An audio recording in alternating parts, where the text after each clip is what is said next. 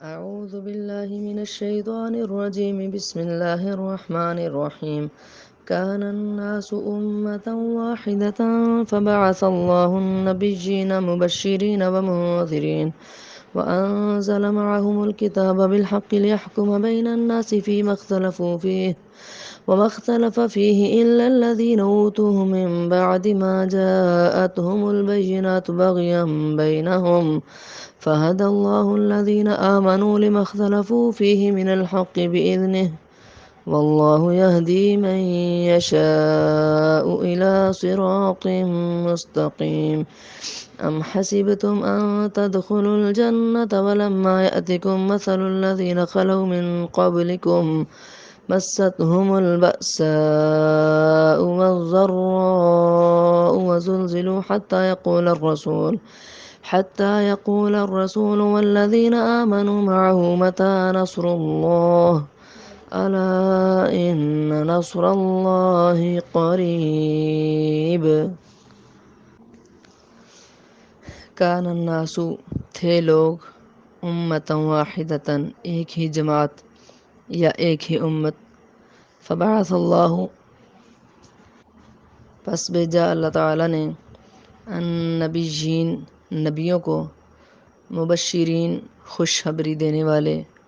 ومنذرین اور ڈرانے والے وانزل اور نازل کی معہم ان کے ساتھ الکتاب کتابیں یا نازل کی ان کے ساتھ کتاب بالحق ساتھ حق کے یا حق کے ساتھ لیحکما تاکہ وہ فیصلہ کرے بین الناس درمیان لوگوں کے فیما اس چیز میں اختلفو فی جس میں انہوں نے اختلاف کیا اختلاف کیا انہوں نے فی ہی جس میں وما اختلف اور نہیں اختلاف کیا فی ہی اس میں الا الذین مگر ان لوگوں نے اوتوہ جو دیے گئے وہ من بعد اس کے ما جاءتہم البینات ما جاءتہم کہ آئیں ان کے پاس البینات واضح دلیلیں یا ما جاءتہم آئے ان کے پاس البینات واضح دلائل بغیم بینہم آپس کی سرکشی میں باغین سرکشی میں بینہم آپس کی فہد اللہ پس ہدایت دی اللہ تعالیٰ نے الذین ان لوگوں کو آمنو جو ایمان لائے لما واسطے اس چیز کے اختلافو کے اختلاف کیا انہوں نے فی ہی جس میں من الحق کی حق سے بإذنہ ہی ساتھ اپنی توفیق کے یا ساتھ اپنے حکم کے واللہ اور اللہ تعالی یہدی ہدایت دیتا ہے من یشاء جس کو چاہتا ہے الی صراط مستقیم الی طرف صراط راستے کے مستقیم سیدھے راستے کے. ام حسبتم کیا گمان کیا تم نے یا سمجھ رکھا ہے تم نے ان تدخلوا کہ تم داخل ہو جاؤ گے الجنت جنت میں ولما اور ابھی نہیں یأتکم آئی تمہارے پاس مثل الذین مثال ان لوگوں کی یا ولما اور ابھی نہیں ہوئی ولما اور ابھی نہیں یأتکم ہوئی مثل الذین ہوئی تمہاری حالت ان لوگوں جیسی خلو جو گزر چکے ہیں من قبلکم تم سے پہلے مستہم البأساء لگی تھی ان کو تکلیف والضراء مستہم لگی تھی ان کو البأساء تنگی والضراء اور تکلیف وزلزلوا اور وہ جھنجھوڑے گے یا ہلائے گے ہر طرح سے آزمائے گے حتیٰ یہاں تک کہ یقول الرسول کہا اس وقت کے پیغمبر نے والذین اور ان لوگوں نے آمنو جو ایمان لائے تھے معہو اس کے ساتھ یعنی پیغمبر کے ساتھ انہوں نے کہا متا کب آئے گی نصر اللہ اللہ کی مدد الا سن لیجئے یا خبردار ان نصر اللہ بے شک نصر اللہ مدد اللہ تعالیٰ کی قریب بہت ہی قریب ہے۔ آیت نمبر 213 میں اللہ تعالیٰ فرماتے ہیں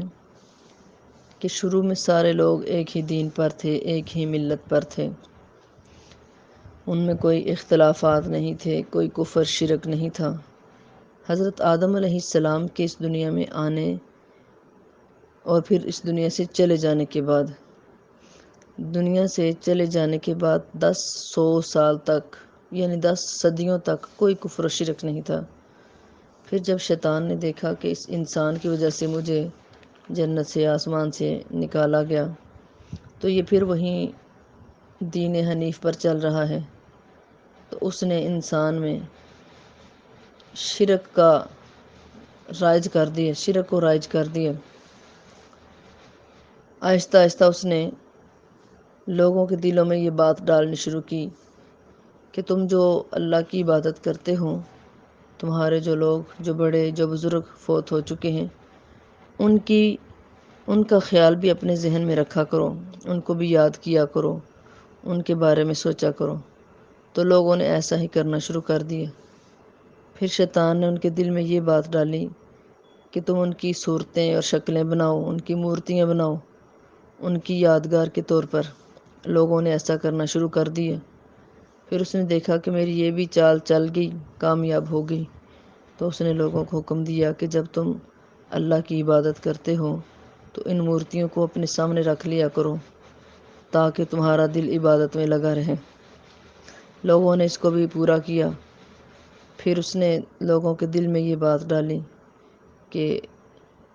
اللہ تو پتہ نہیں کہاں ہے، دور ہے، نظر بھی نہیں آتا، تو تم انہی کو ہی سجدہ کرو، انہی کو پوجو، انہی کی عبادت کرو، یہی تمہارے رب ہیں۔ تو لوگوں نے ان مورتیوں کی پوجا کرنی شروع کر دی۔ تو اس طرح دنیا کے اندر شرک کا رواج چل پڑا۔ تو پھر لوگوں کے اس غلط رویے اور اس گندے عقیدے کو ختم کرنے کے لیے اللہ تعالیٰ نے نبیوں کو مبعوث فرمایا۔ فبعث اللہ النبیین مبشرین و منذرین، اللہ تعالیٰ نے انبیاء اور پیغمبروں کو بھیجا کہ وہ لوگوں کو نیک اعمال کرنے پر جنت کی خوشخبری دیں اور برے اعمال کرنے سے جہنم سے ڈرائیں۔ اور پھر ان کی تربیت کرنے کے لیے اللہ تعالیٰ نے آسمان سے کتابیں بھی نازل کیں۔ وَأَنزَلَ مَعَهُمُ الْكِتَابَ بِالْحَقِّ، آسمان سے سچی کتب نازل کیں، 4 بڑی بڑی الہامی کتابیں اور 100 صحیفے نازل کیے۔ لِيَحْكُمَ بَيْنَ النَّاسِ فِي مَا اخْتَلَفُوا فِيهِ، ہر پیغمبر کو جس کو اللہ نے کتابیں اور صحیفے عطا کرنے تھے ان کو اللہ نے عطا کیے، اور یہ حکم دیا کہ ان کتابوں اور صحیفوں کے مطابق لوگوں کے اختلافات کا فیصلہ کیا جائے۔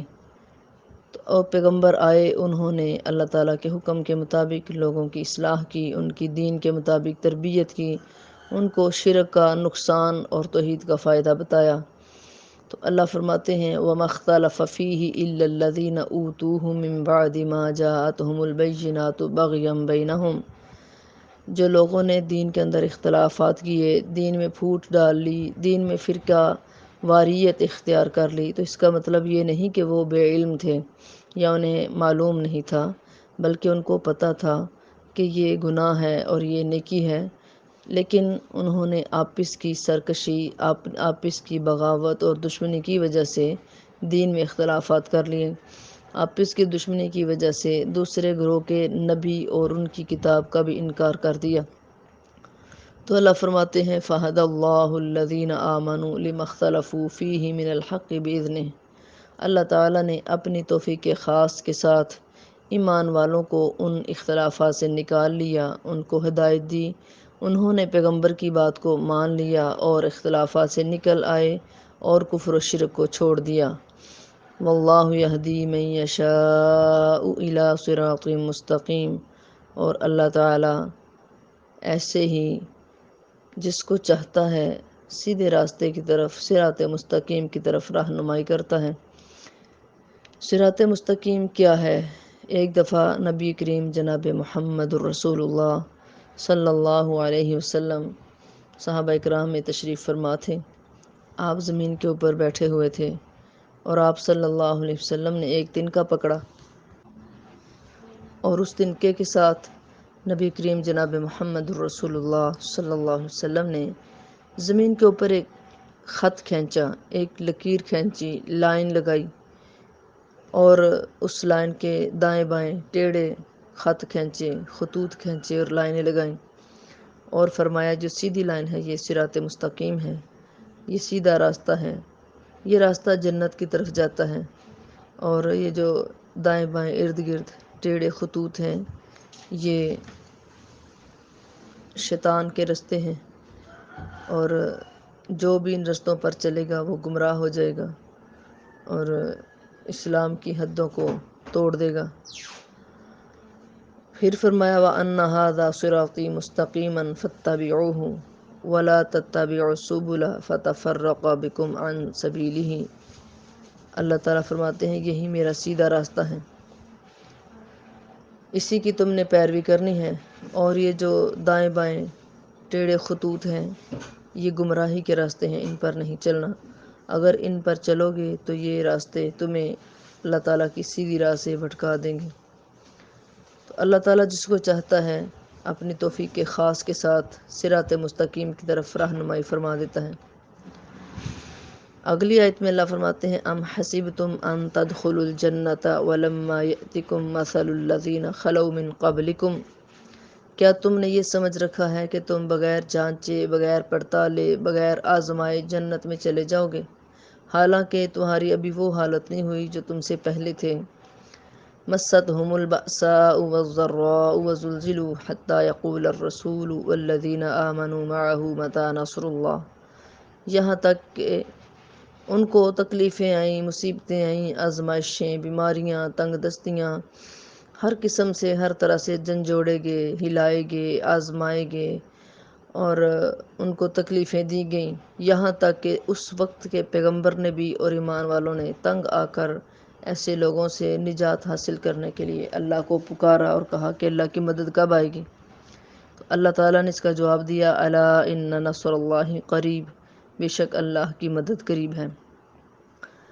حضرت خباب بن ارت رضی اللہ تعالیٰ عنہ بیان کرتے ہیں کہ مکہ کے لوگوں نے، مسلمانوں نے نبی کریم جناب محمد الرسول اللہ صلی اللہ علیہ وسلم کے سامنے شکایت پیش کی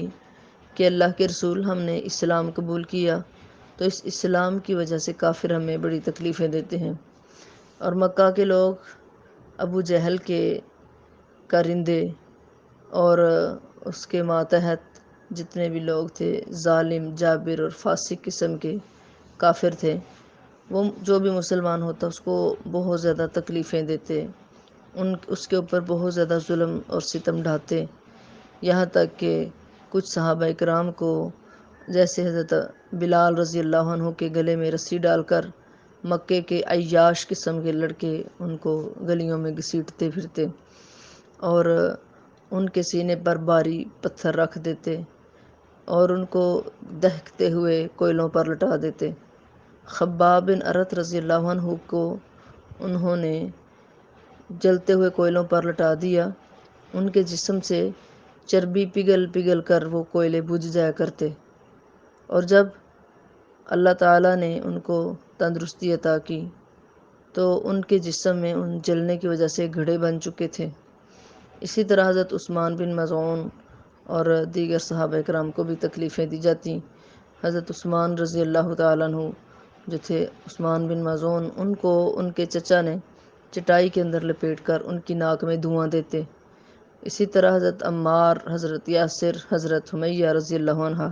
ان کی فیملی کو بھی ابو جہل نے بہت تکلیفیں دیں، اور حضرت سمیہ رضی اللہ تعالیٰ عنہ کو ایک ٹانگ ایک اونٹنی کے ساتھ باندھی اور دوسری اونٹنی کے ساتھ، ایک کو اس طرف بگا دیا دوسری کو دوسری طرف، اور سینٹر سے درمیان سے ان کو 2 ٹکڑے کر دیے۔ انا للہ و انا الیہ راجعون۔ صحابہ کرام کو بڑی تکلیفوں کا سامنا کرنا پڑا، تو پھر اللہ تعالیٰ نے یہ آیت نازل کی کہ تم یہ سمجھتے ہو کہ جنت میں ایسے ہی چلے جائیں گے، حالانکہ جنت مصیبتوں کے ساتھ تکلیفوں کے ساتھ گھیری ہوئی ہے۔ جو ان تکلیفوں اور آزمائشوں پر صبر کرے گا تو اللہ ان کو جنت کا وارث بنائیں گے۔ اور خباب بن ارت رضی اللہ عنہ فرماتے ہیں کہ جب صحابہ کرام نے یہ شکایت کی تو اللہ تعالیٰ نے یہ آیت نازل کی، اور نبی صلی اللہ علیہ وسلم نے فرمایا وَلَمَّا يَأْتِكُمْ مَثَلُ الَّذِينَ خَلَوْا مِن قَبْلِكُمْ کے پیش نظر کہ تم سے پہلے جو لوگ تھے ان کے سروں کے درمیان آرا رکھ کر ان کو چیر دیا جاتا، اور لوہے کی کنگھیوں کے ساتھ ان کے جسموں سے گوشت نکال لیے جاتے، لیکن ان کے ظلم و ستم ایمان والوں کو ہلا نہ سکے، ایمان سے ڈگمگا نہ سکے، ایمان سے روک نہ سکے۔ اللہ فرماتے ہیں مستہم البأساء والضراء، ان کو تنگیاں تکلیفیں آئیں، ہر طرح سے ان کو آزمایا گیا، تکلیفوں سے دوچار کیا گیا، لیکن انہوں نے اللہ تعالیٰ کے دین کو نہ چھوڑا اور اللہ سے دعا کی تو اللہ نے بھی خوشخبری سنا دی کہ اللہ کی مدد بہت قریب ہے۔ تو اللہ تعالیٰ نے جب یہ آیت نازل کی تو صحابہ کرام کو تسلی دی، خوشخبری سنائی کہ اللہ کی مدد تمہارے بھی شامل حال ہے، اللہ کی مدد بہت قریب ہے۔ تو اللہ تعالیٰ نے مسلمانوں کو جنگ کی صورت میں، جنگ بدر کی صورت میں فتح عطا کر دی، اور ایسے ظالموں، کافروں اور فاسقوں کو اللہ نے نیست و نابود کر دیا۔ تو ان آیات سے ہمیں یہ سبق ملتا ہے کہ ہمیں فرقہ واریت نہیں اختیار کرنی چاہیے، ہمیں آپس میں اختلافات نہیں کرنے چاہیے، اور اختلافات کی وجہ سے ہمیں حق کے اندر کج روی یا بحث نہیں کرنی چاہیے، اور حق کے معاملے میں بغاوت بھی اختیار نہیں کرنی چاہیے، اور پھر اللہ تعالیٰ کی جنت کی امید میں اللہ تعالیٰ کی رحمت سے مایوس نہیں ہونا چاہیے، اللہ تعالیٰ سے مدد اور فتح طلب کرنی چاہیے۔ اللہ تعالیٰ سے دعا ہے کہ اللہ تعالیٰ ہم سب کو اپنی حفظ و امان میں رکھے، ہر قسم کی آزمائشوں، تکلیفوں، مصیبتوں سے بچا کر رکھے، اور اللہ تعالیٰ ہمیں ہر قسم کے اختلافات سے محفوظ رکھے۔